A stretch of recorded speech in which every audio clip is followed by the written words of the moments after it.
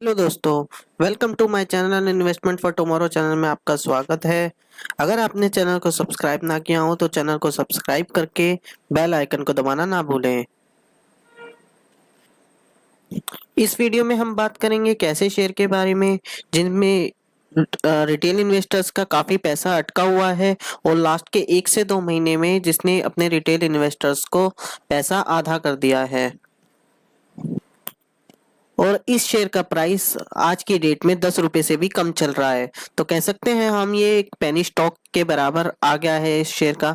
और इस शेयर का नाम है वोडाफोन आइडिया। जी हाँ, हम इस वीडियो में हम बात करने वाले हैं वोडाफोन आइडिया लिमिटेड के बारे में। इस जानेंगे इस शेयर के फंडामेंटल्स क्या कहते हैं, और जानेंगे सबसे पहले कि इस शेयर्स के लिए सबसे बड़ी प्रॉब्लम जो है उसके एजीआर के ड्यूस वो क्या है, एजीआर होता क्या है, और ये एजीआर कब से इम्प्लीमेंट हुआ था इन टेलीकॉम कंपनीज पे। इस शेयर का प्राइस लगातार हमें देख डाउन साइड में देखने को मिल रहा है और गिरते गिरते ये शेयर कुछ साल पहले 80 से 90 रुपीस के बीच ट्रेड करता था, जो आज लगभग 10 रुपीस से भी कम। अगर मैं आज की बात करूं, जिस दिन ये वीडियो बन रही है उस दिन यह शेयर का प्राइस 6 रुपये 35 पैसे रह गया है। और इसी तरह से अगर हम बात करें तो रिटेल इन्वेस्टर्स को इन्होंने सोचने पे मजबूर कर दिया है कि उनका पैसा रिफंड कैसे हो, या क्या ये शेयर बाउंस बैक करेगा फंड, या प्रॉफिट में वो कैसे आएंगे। तो चलिए बात करते हैं इसी शेयर के बारे में। सबसे पहले हम देखते हैं इस शेयर में कि ये एजीआर है क्या, जो ड्यूस टेलीकॉम कंपनीज को पेमेंट करनी पड़ रही है वो एक्चुअली में है क्या। तो बेसिकली एजीआर एक रेवेन्यू शेयरिंग फी मॉडल था गवर्नमेंट का, जिसमें वह टेलीकॉम ऑपरेटर्स से एजीआर के रूप में एनुअल लाइसेंस फी की तरह और स्पेक्ट्रम चार्जेस की तरह एजीआर रिसीव करती थी। तो बेसिकली एक एजीआर जो है एक डिफाइंड लाइसेंस एग्रीमेंट था जो डिपार्टमेंट ऑफ टेलीकॉम और टेली ऑपरेटर्स के बीच डिसाइड हुआ था। आइए जानते हैं एजीआर केस की टाइमलाइन क्या है। सबसे पहले देखते हैं 1994 में नेशनल टेलीकॉम पॉलिसी अनाउंस हुई थी और टेलीकॉम कंपनीज को एक फिक्स अमाउंट लाइसेंस फी के तौर पर each year government of India को देना पड़ता था। 1999 में टेलीकॉम कंपनीज ने पे नहीं किया और वो एक स्पेसिफिक परसेंटेज देने को तैयार हुई एजीआर का। फिर 2003 में कुछ टेलीकॉम कंपनीज ने dispute settlement and appellate tribunal questioning की एजीआर को लेके, और उसके लिए एक अपनी फाइल करी, अपने केस की फाइल की। 2019 ने सुप्रीम कोर्ट ने गवर्नमेंट के फेवर में वर्डिक्ट सुनाया, जिसकी वजह से सारी टेलीकॉम कंपनीज को का एजीआर जो ड्यू हुआ वो लगभग 1 करोड़ 56 लाख करोड़ के करीब रहा।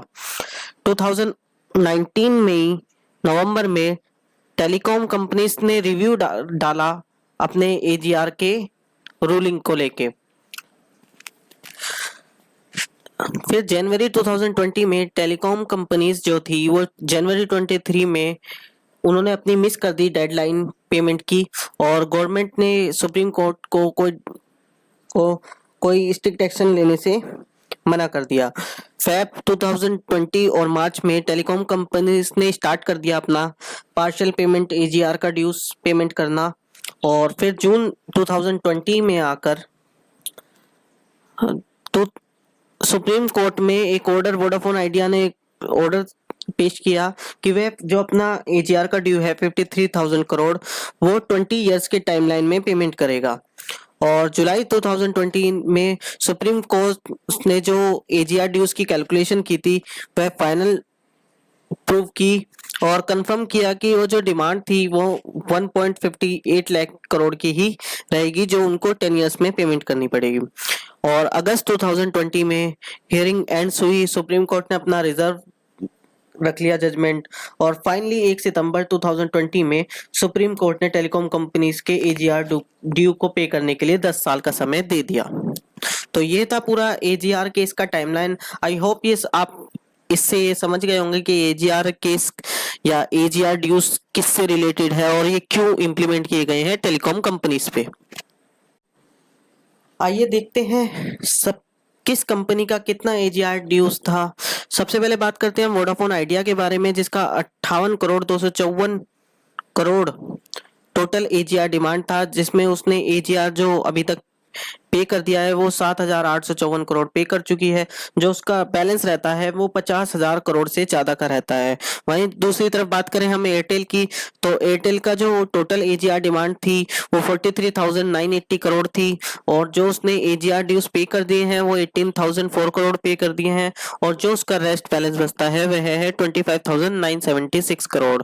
लास्ट बात आती है टाटा टेलीकॉम की, तो उनका टोटल एजीआर डिमांड था 16,798 करोड़, और उन्होंने एजीआर ड्यूज जो पेमेंट की है वो 4,179 की पेमेंट करती है, और उनका जो रेस्ट अमाउंट बचता है वह 12,601 करोड़ बचता है। तो इस पूरे सिनेरियो से हम देख सकते हैं वोडाफोन आइडिया एजीआर ड्यूज को पे करने में काफी प्रोपोर्शनेटली काफी पीछे है। अगर हम बात करें एयरटेल की, तो एयरटेल ने काफी हद तक अपना एजीआर ड्यूज रिड्यूस कर दिया है। तो कह सकते हैं कंपनी की पोजीशन एजीआर ड्यूज के मामले में अभी भी खराब है, काफी लार्ज पोर्शन कंपनी को पेमेंट करनी होगी एजीआर ड्यू की।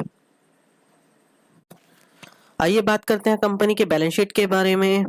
ये कंपनी की बैलेंस शीट है, और कंपनी के बैलेंस शीट में हम देख सकते हैं कंपनी की नॉन करंट एसेट है जो क्वार्टर ऑन क्वार्टर रिड्यूस हुई है, और वहीं हम टोटल करंट एसेट की बात करें तो वह है क्वार्टर ऑन क्वार्टर वह भी इंक्रीज हुई है। और सबसे जो इम्पोर्टेंट पार्ट है कंपनी के बैलेंस शीट में अगर हमको देखनी होती है, अगर हम किसी भी कंपनी के बारे में डिस्कस कर रहे हैं, तो वो देखनी होती है हमें लॉन्ग टर्म बोरोइंग, जिसे हम डेब्ट भी कहते हैं। तो अगर हम इस कंपनी के बारे में बात करें वोडाफोन आइडिया के बारे में, तो यहाँ पर हम देख सकते हैं लोन्स फ्रॉम बैंक जो है वो 6,484 करोड़ कंपनी ने बोरो किया हुआ है। दोस्तों ये फिगर जो है मिलियंस में है, हम आपको करोड़ में करके कन्वर्ट करके बता रहे हैं। और जो क्वार्टर ऑन क्वार्टर अगर बात करें, जो 6,283 करोड़ रह गया, तो जो कंपनी ने बैंक से लोन लिया हुआ था उसने कंपनी ने क्वार्टर ऑन क्वार्टर रिड्यूस किया है। और अगर हम डिफर्ड पेमेंट ऑब्लिगेशन की बात करें तो 1,50,930 करोड़ जो 31 मार्च को था वह 1,54,543 करोड़ से बढ़ गया। तो कह सकते हैं कंपनी के पास जो ये है डिफर्ड पेमेंट ऑब्लिगेशन है ये काफी बढ़ गई, जिसमें एजीआर का ड्यू भी आता है, और यही कंपनी को काफी डाउनग्रेड करता है, क्योंकि किसी भी कंपनी पे इतना भारी कर्जा एक बहुत नेगेटिव सेंटिमेंट्स होता है कंपनी के लिए। आइए अब बात करते हैं कंपनी के रिजल्ट्स के बारे में। जो कंपनी ने रिसेंटली जो रिजल्ट अनाउंस किया था वो कैसा रहा, और अगर हम कंपनी की ग्रॉस रेवेन्यू की बात करें तो हम देख सकते हैं quarter on quarter as well as year on year दोनों ही लेवल पे कंपनी की ग्रॉस इनकम जो है वो रिड्यूस हुई है। और वहीं हम एबिटा की बात करें तो एबिटा भी year on year as well as quarter on quarter दोनों ही फील्ड में कंपनी का एबिटा भी डिक्रीज हुआ है। अगर हम एबिटा मार्जिन की बात करें तो EBITDA margin quarter on quarter company का रिड्यूस हुआ है, और ईयर ऑन ईयर 38.4% से 40.5% बढ़ गया है। तो कह सकते हैं फिर भी कंपनी का एबिटा मार्जिन बेशक ईयर ऑन ईयर काफी बड़ा हो, बट क्वार्टर ऑन क्वार्टर इसने काफी निराशा दी है रिजल्ट को देखते हुए। और अब कंपनी का अगर हम बात करें कंपनी का ओवरऑल प्रॉफिट आफ्टर टैक्स के बारे में, तो जहां कंपनी का जो प्रॉफिट आफ्टर टैक्स था क्वार्टर 4 में 7,022 करोड़ का लॉस था, वहीं कंपनी ने इस क्वार्टर में 7,319 करोड़ का लॉस दिया है। और वहीं हम ईयर ऑन ईयर की बात करें तो कंपनी को 25,460 करोड़ का लॉस था पिछले क्वार्टर 1 में फाइनेंशियल 21 में। तो कह सकते हैं ईयर ऑन ईयर तो एक इम्प्रूव हुआ है, बट अगर हम बात करें तो अल्टीमेटली कंपनी लॉस ही मेकिंग कर रही है, और क्वार्टर ऑन क्वार्टर कंपनी ने के लॉसेस काफी हद तक बढ़े हैं।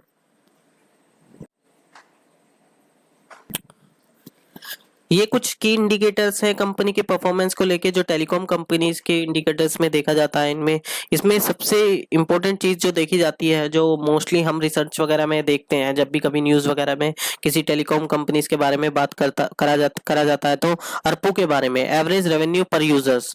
और यहाँ पर एवरेज रेवेन्यू पर यूजर कंपनी का इस फाइनेंशियल क्वार्टर में आया है 104, जो पिछले क्वार्टर में था 107। और अगर हम ईयर ऑन ईयर की बात करें तो आज से एक साल पहले 114 था। तो कह सकते हैं कंपनी का जो एवरेज रेवेन्यू पर यूजर है रेगुलरली डिक्रीज होता जा रहा है, जो कंपनी के लिए काफी नेगेटिव बातें हैं।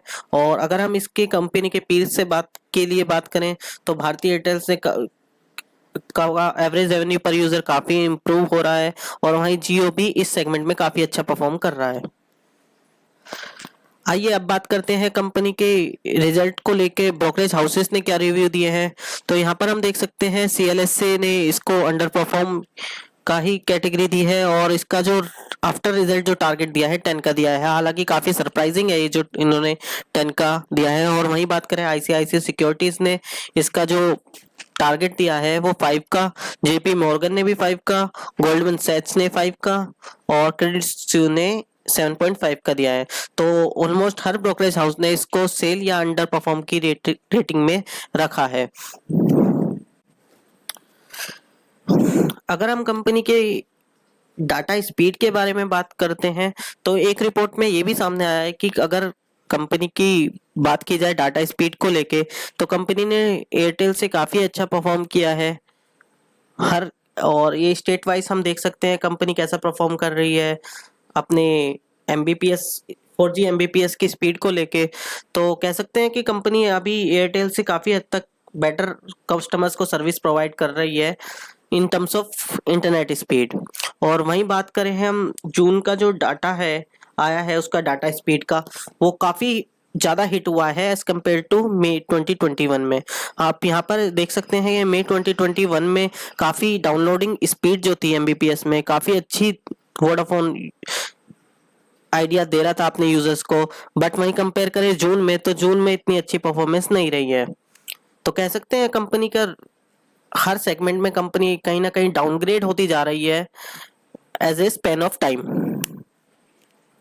अगर हम स्पेक्ट्रम ग्रो की बात करें तो वोडाफोन आइडिया ने स्पेक्ट्रम ग्रो जो किया है वो ओनली 8.8% से किया है, जो काफी कम है as compare to other space. वहीं एयरटेल ने काफी अच्छी इंप्रूवमेंट की है, जियो ने भी काफी अच्छा इंप्रूव किया है।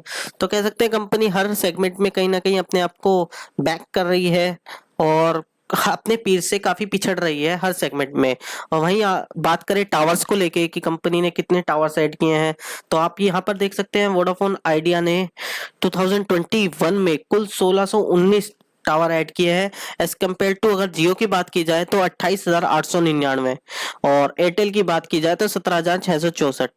तो आप कंपैरिजन में देख सकते हैं कंपनी कितना लैग करती है अपने पेयर से। अब आते हैं अपने कंपनी के कंक्लूजन को लेके। सबसे पहले कंपनी का कंक्लूजन क्या निकल के आया है अब तक हमने जो इस वीडियो में देखा है। सबसे पहली बात तो कंपनी के बात के बहुत ज्यादा एजीआर का ड्यूज है, जो कंपनी के लिए बहुत नेगेटिव इम्पैक्ट है, क्योंकि कंपनी को जब तक वो एजीआर का ड्यूज नहीं होगा क्लियर करेगी कंपनी प्रॉफिट में आना कंपनी का बहुत मुश्किल है। कंपनी को परफॉर्म अच्छा करना चाहिए, एजीआर भी ड्यू है, बट कंपनी क्या करती है उसके opposite regularly bad result post कर रही है। तो कह सकते हैं एक तो एजीआर का ड्यू ऊपर से कंपनी का बैड रिजल्ट, ये दोनों ही कंपनी को काफी नेगेटिव लेके जाता है सेगमेंट में। और अगर हम बात करें फाइनेंशियल्स की कंपनी की, तो जैसे हमें पता है कंपनी के पास एजीआर का ड्यूज है और कंपनी फाइनेंशियली स्ट्रांग नहीं है, कंपनी के पास काफी ड्यूज है, कंपनी का परफॉर्म भी ठीक से नहीं कर पा रही है। और अगर हम बात करें कंपनी की परफॉर्मेंस को लेके, हाँ कंपनी का जो अगर डाटा की बात की जाए कंपनी अच्छी सर्विस प्रोवाइड कर रही है in terms of internet speed as compare to Airtel. But अगर हम बात करें अदर्स चीजों के बारे में तो वो भी डाउनग्रेड धीरे धीरे हो रहा है। तो कह सकते हैं कि अब वह अपने पीर से काफी ज्यादा हद तक पिछड़ती जा रही है, और अगर कंपनी को प्रॉफिट करना होगा तो एक तगड़ा कंपटीशन देना होता है अपने पीयर्स को, जो ये कंपनी बिल्कुल भी नहीं दे पा रही है। और ये कंपनी बैड से वर्स होती जा रही है इन टर्म्स ऑफ एवरीथिंग, अगर हम किसी भी कैटेगरी में बात करें टेलीकॉम सेक्टर के से रिलेटेड।